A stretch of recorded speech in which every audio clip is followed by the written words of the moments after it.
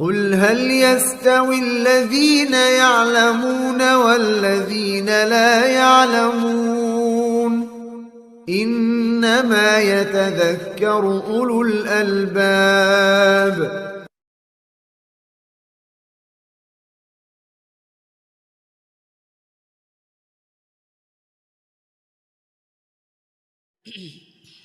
Saya bawakan di sini sebuah hadis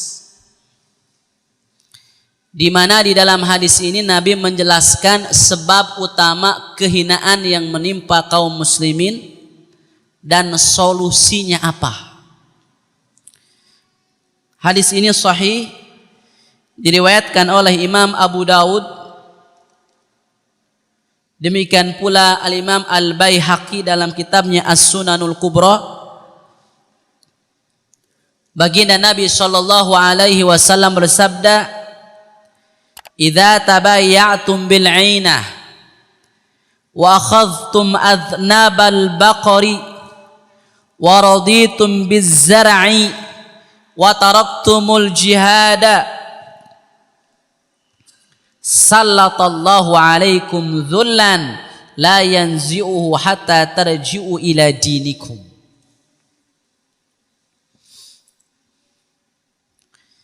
Yang artinya, jika kalian melakukan jual beli secara inah, jual beli inah, mengambil ekor sapi dan ridho dengan cocok tanam, kalian pun meninggalkan jihad, maka Allah subhanahu wa ta'ala akan menjadikan kehinaan menguasai kalian, yang tidak akan ada orang yang mampu mencabutnya dari kalian sehingga kalian kembali kepada agama kalian.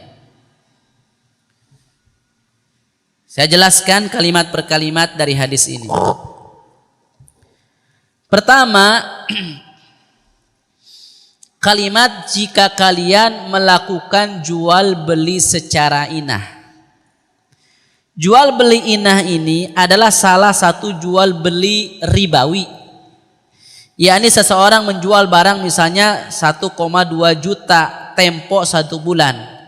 Kemudian si pembeli menjual kembali barang tersebut senilai 1 juta kontan. Akhirnya yang terjadi, si pembeli ini mendapatkan uang 1 juta yang wajib ia bayarkan 1,2 juta dalam waktu 1 bulan. Jadi gini, kalau si A pinjam uang ke si B 1 juta, lalu disepakati boleh pinjam uang 1 juta dalam 1 bulan, tapi nanti kamu kembalikan 1,2 juta. Ini riba bukan? Riba. 200 ribunya apa? Riba. Lalu kata mereka berdua, supaya kita keluar dari riba, transaksinya bukan riba, dibuatlah siasat. Kata si B gini, saya punya sepeda. Kamu beli saja sepeda saya 1,2 juta tempo 1 bulan. Nanti sepeda itu kamu jual kepada saya 1 juta rupiah kontan. Dibelilah sepeda itu 1,2 juta tempo 1 bulan. Kemudian oleh si A dijual lagi kepada si B. Berapa? 1 juta kontan. Yang terjadi apa? Yang terjadi si A dapat uang 1 juta, tapi dia harus mengembalikan dalam tempo 1 bulan menjadi berapa? 1,2 juta. Sebenarnya itu akad pinjam meminjam kan? Akad pinjam meminjam. Tapi dibungkus agar menjadi sesuatu yang legal. Nah, jadi maksud daripada jika kalian telah melakukan jual beli secara inah, maksudnya jika kaum muslimin telah melakukan perbuatan-perbuatan maksiat lalu dibungkus dengan bungkus yang seolah-olah menjadi legal. Kalau sudah seperti itu tuh, berapa banyak sekarang, berapa banyak ya muamalah di kalangan kaum muslimin, padahal itu yang haram tapi dibungkus, baik namanya yang dirubah atau apa saja. Kadang-kadang hanya dengan label syariah gitu saja, padahal di dalamnya transaksi ribawi. Berapa banyak di kalangan kaum muslimin? Saya di Bandung, bukan di sini, di Bandung. Suatu hari saya lewat, saya baca ada lembaga syariah.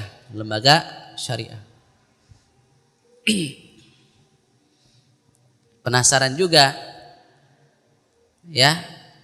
Akhirnya saya datangi.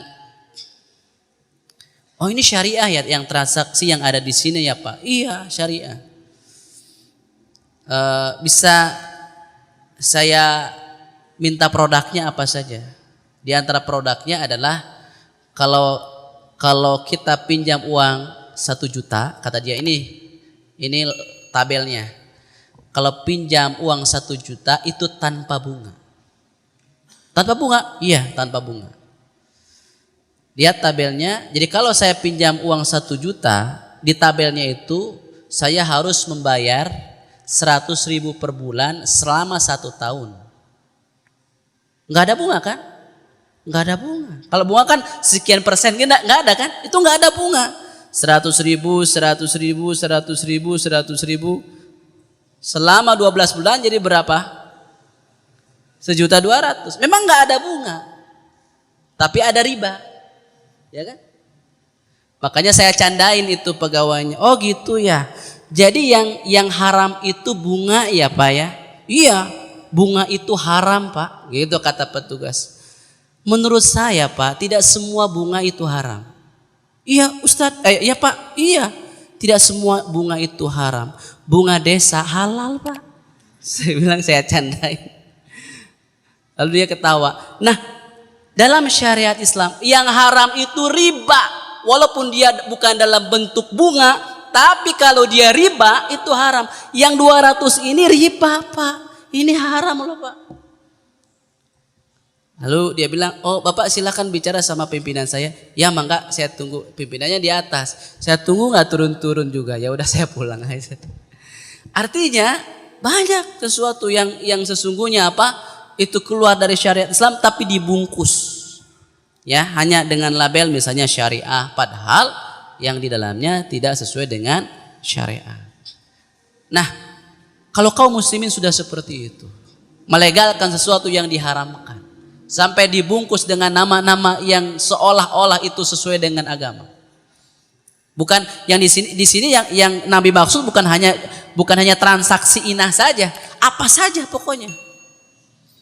Mengelabui sesuatu yang diharamkan oleh Allah. Kemudian kata Nabi, wa akhadtum aznabal baqar. Makanya saya di makalah ini mengatakan praktek muamalah tersebut hanya sebagai permisalan saja untuk muamalah ribawi, bukan membatasi. Kemudian kalimat mengambil ekor sapi dan ridho dengan cocok tanam, maksudnya sibuk dengan urusan dunia dengan meninggalkan kewajiban yang diantaranya adalah jihad. Ya, wa taraktumu jihad, dan meninggalkan jihad. Kalimat di atas hanya kinayah atau kiasan atas sikap kaum muslimin yang sibuk mengumpulkan dan memperhatikan dunia, sehingga hal itu memalingkan mereka dari kewajiban agama. Di antaranya adalah kewajiban untuk berjihad, dan penyebutan kata jihad dalam kalimat tersebut menunjukkan pentingnya kedudukan jihad yang tentunya mesti memenuhi syarat-syarat sebagaimana dijelaskan oleh baginda Nabi sallallahu alaihi wasallam. Pertama, kata Nabi, wa akhadtum adnabal baqar,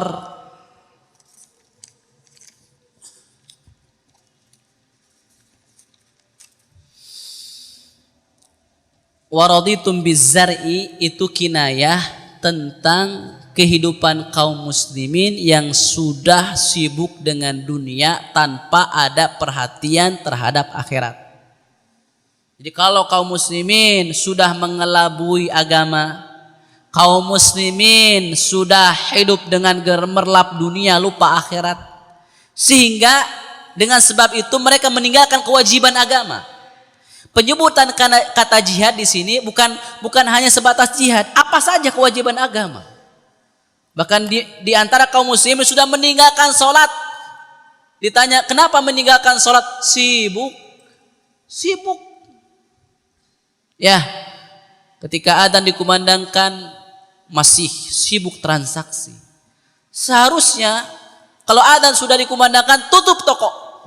Toko tutup. Pergi ke masjid. Rizki tidak akan pernah ketuker, Pak. Dan sesuatu yang menjadi rizki kita tidak akan pernah pergi. Allah Subhanahu wa Ta'ala menetapkan segalanya sudah. Setiap orang itu sudah ditakar rizkinya. Maka kalau sudah dikumandangkan adzan, berhenti, tutup toko, pergi ke masjid. Enggak masalah. Di kampung saya itu ada satu toko pakaian, ya. Masya Allah itu. Kalau adzan dikumandangkan, tutup tokonya. Dia punya 3 toko, tutup tokonya. Orang maksa mau beli, tutup tokonya pokoknya. Sampai-sampai pembeli itu antri. Kalau di bulan Ramadan, orang lain pintu tokonya dibuka lebar, dia mah dibukanya kecil. Kecil aja dibukanya itu. Tapi tanggal 15 Ramadan udah nggak ada lagi aktivitas. Tanggal 15 Ramadan udah. Ditanya kenapa? Habis barangnya. Habis ini mah. Seperti itu 3 toko itu, Masya Allah. Barokah itu. Barokah. Hidupnya barokah dan tidak menjadikan omsetnya berkurang, tidak, tetap aja jalan. Bahkan yang punyanya pernah nangis kepada saya di harapan saya gitu. Nangis, kenapa nangis? Nangis kebanyakan harta. Jadi digimanain gitu ya. Kalau ada orang nangis ya, aduh, nggak ada pekerjaan, dia mah nangis kebanyakan uang katanya. Allahu Akbar. Ya. Jadi penyebutan kata jihad bukan membatasi hanya sebatas itu. Meninggalkan kewajiban apa saja. Termasuk di dalamnya kewajiban thalabul ilmi. Kewajiban menuntut ilmu agama. Baginda Nabi SAW bersabda, thalabul ilmi fariidatun ala kulli muslimin. Menuntut ilmu agama adalah kewajiban atas setiap muslim. Wajib bapak-bapak, ibu-ibu sekalian.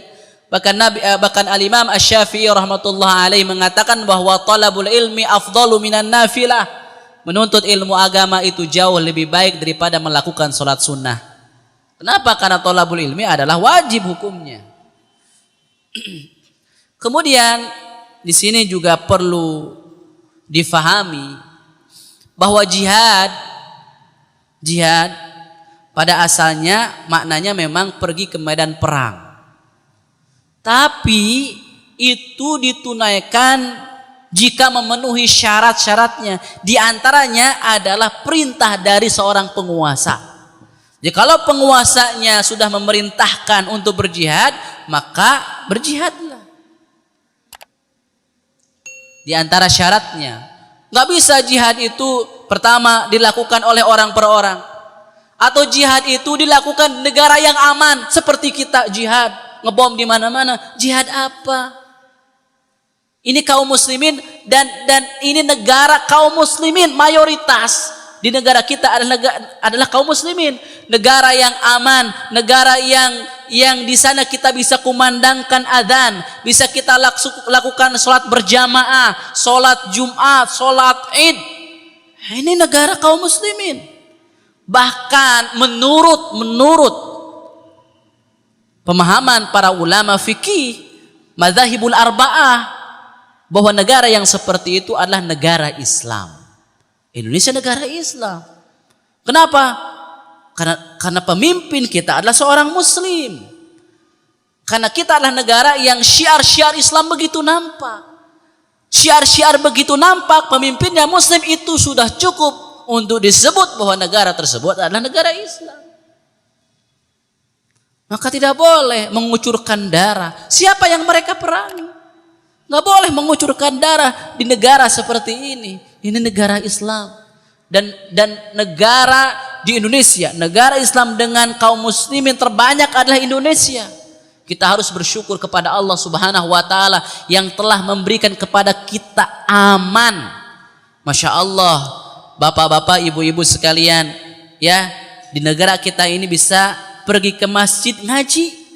Sementara di sebagian negara Islam yang lain bukan mikirin ngaji, besok saya masih hidup atau sudah mati.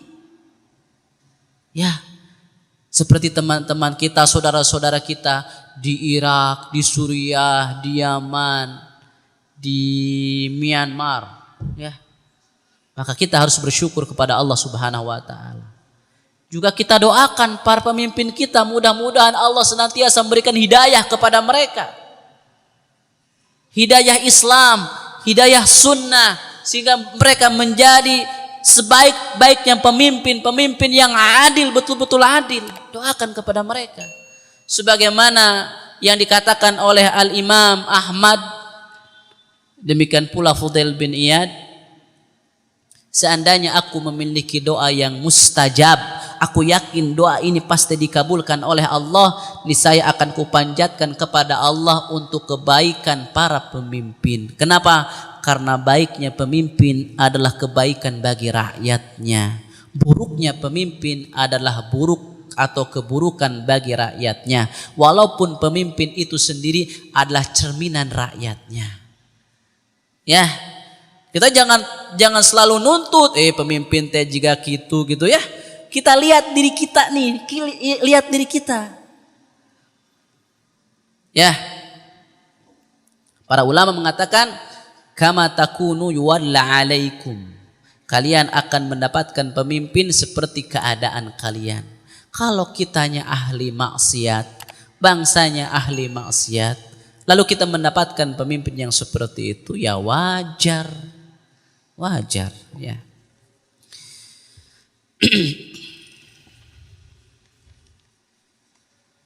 Kemudian sabda Nabi SAW, maka Allah Subhanahu wa taala akan menjadikan kehinaan menguasai kalian.